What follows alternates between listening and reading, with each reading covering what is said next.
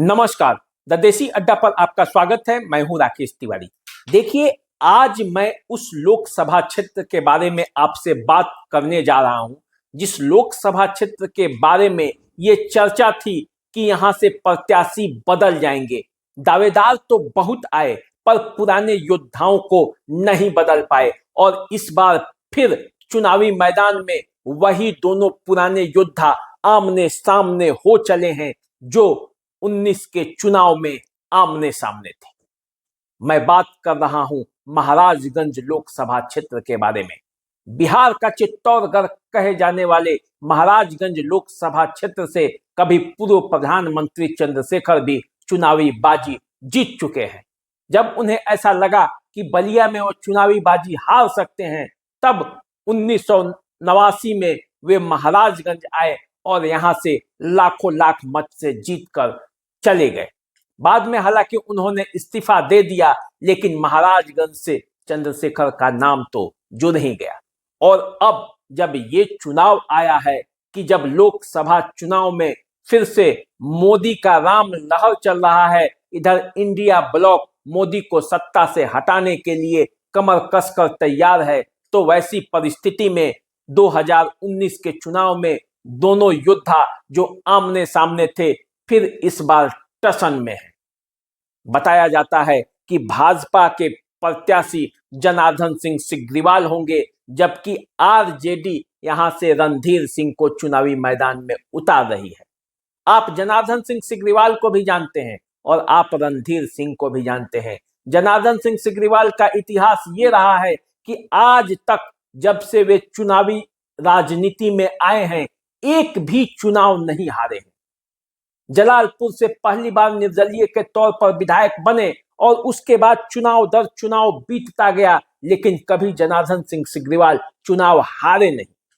जब संसद में उपस्थिति के मामले में बात चलती है तो 100% उपस्थिति के साथ नरेंद्र मोदी का विश्वास जीतने वाले जनार्दन सिंह सिग्रीवाल के बारे में इस बार चर्चा था कि यह सीट बदल जाएगा। महाराजगंज के बदले इस बार बीजेपी सीवान सीट लेगी, क्योंकि मंगल पांडे ने दावेदारी ठोक दी थी। मंगल पांडे चाहते थे कि सीवान से वे चुनाव लड़े, लेकिन उनको विधान परिषद में भेज दिया गया। फिर वे बिहार सरकार में मंत्री बन गए, बंगाल का भी प्रभार है। ऐसे में मंगल पांडे को चुनाव सीवान से लड़ना नहीं था और फिर ये सीट महाराजगंज फिर से भाजपा के ही कोटे में रह गई। और ऐसे में पुराने योद्धा जनार्दन सिंह सिग्रीवाल की राह आसान हो गई और फिर से उन्हें टिकट मिल गया।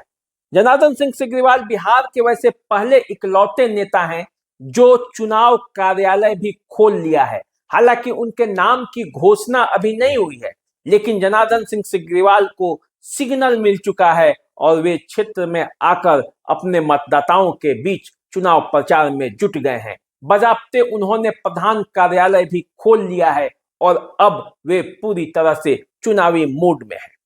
इधर यदि रणधीर सिंह की बात करें तो रणधीर सिंह के पिता प्रभुनाथ सिंह महाराजगंज लोकसभा क्षेत्र से 4 बार सांसद रह चुके हैं। 1998 में वे पहली बार महाराजगंज लोकसभा क्षेत्र के प्रतिनिधित्व किया, फिर उसके बाद 99, 2004 और फिर 2013 में चुनावी बाजी जीत चुके हैं। प्रभुनाथ सिंह के इतिहास के बारे में भी सब कोई जानता है। 85 के चुनाव में वे निर्दलीय शेर छाप से मशरक से चुनाव लड़े और जीत गए। जब चुनाव जीते तो वे प्रभुनाथ सिंह जेल में थे। जेल से ही उन्होंने नामांकन किया था और फिर वो चुनावी बाजी जीतकर हीरो की तरह बाहर निकले। फिर 90 में जनता दल के टिकट पर विधायक बने। 95 में हालांकि उनके ही शागिर्द अशोक सिंह ने उन्हें पराजित कर दिया, लेकिन उसके बाद अशोक सिंह की हत्या हो जाती है और उसी में प्रभुनाथ सिंह का नाम भी आता है। प्रभुनाथ सिंह जेल के अंदर जाते हैं, लेकिन जब जेल से निकलते हैं तो 98 में वे महाराजगंज से लोकसभा का सदस्य बन जाते हैं और उसके बाद चुनावी राजनीति में प्रभुनाथ सिंह का ऐसा सिक्का जमता है कि सारण और सीवान की राजनीति में प्रभुनाथ सिंह के आगे कोई नहीं होता।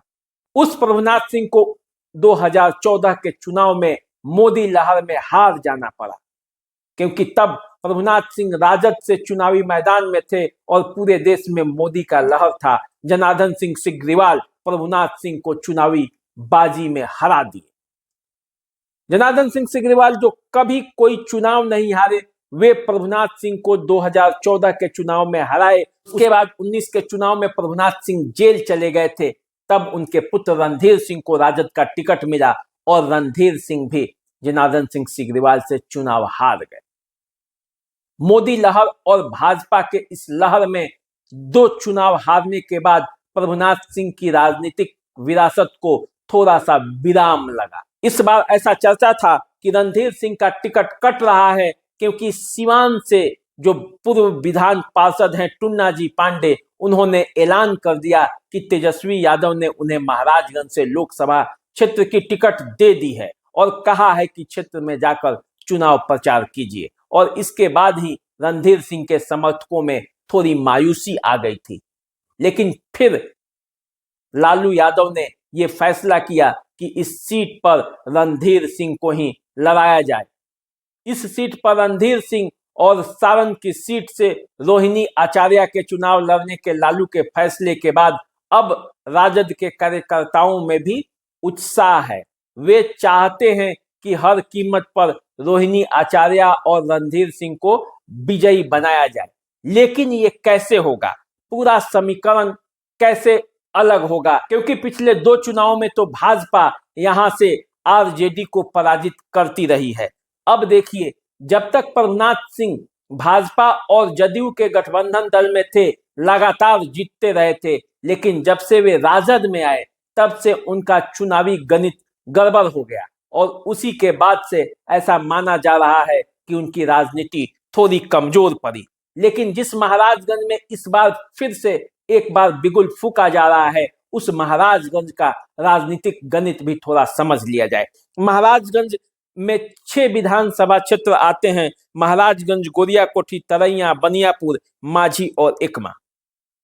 महाराजगंज से कांग्रेस के विधायक विजय शंकर दुबे हैं, जबकि गोरियाकोठी से देवेश कांत सिंह भाजपा के और तरैया से जनक सिंह भाजपा के विधायक हैं। बनियापुर से केदार सिंह आरजेडी के विधायक हैं, सत्येंद्र यादव सीपीएम के माझी के विधायक हैं और एकमा के विधायक हैं श्रीकांत यादव, जो कि आरजेडी से ही हैं।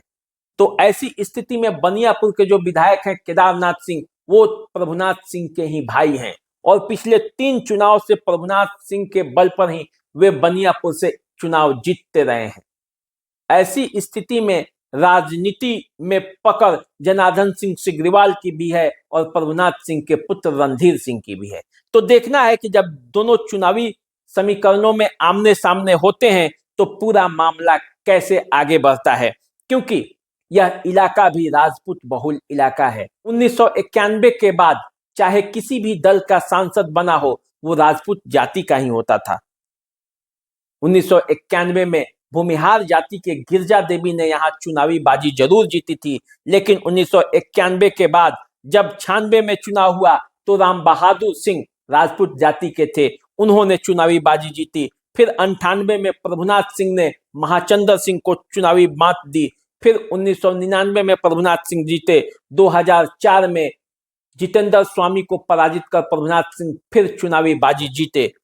2009 के चुनाव में प्रभुनाथ सिंह उमा शंकर सिंह से हार गए। उमा शंकर सिंह भी राजपूत जाति से ही आते हैं और प्रभुनाथ सिंह के संबंधी भी माने जाते हैं। इसके बाद जब उमा शंकर सिंह की मृत्यु हो गई तो 2013 में उपचुनाव हुआ। उपचुनाव में भी प्रभुनाथ सिंह ने चुनावी बाजी जीत ली और पीके शाही को पराजित किया। इसके बाद 2014 के चुनाव में प्रभुनाथ सिंह को जनार्दन सिंह सिग्रीवाल ने पराजित किया और प्रभुनाथ सिंह चुनावी बाजी में मात खा गए।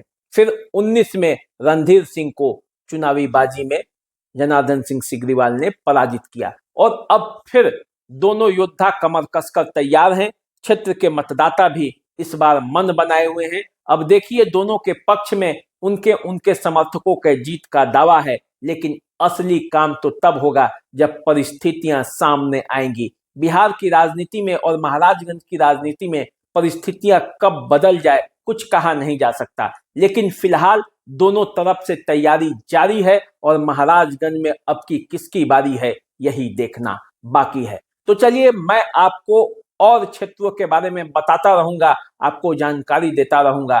फिलहाल मुझे दीजिए इजाजत। चैनल को सब्सक्राइब कर लीजिए, फेसबुक इंस्टाग्राम पे हमें फॉलो कीजिए। नमस्कार।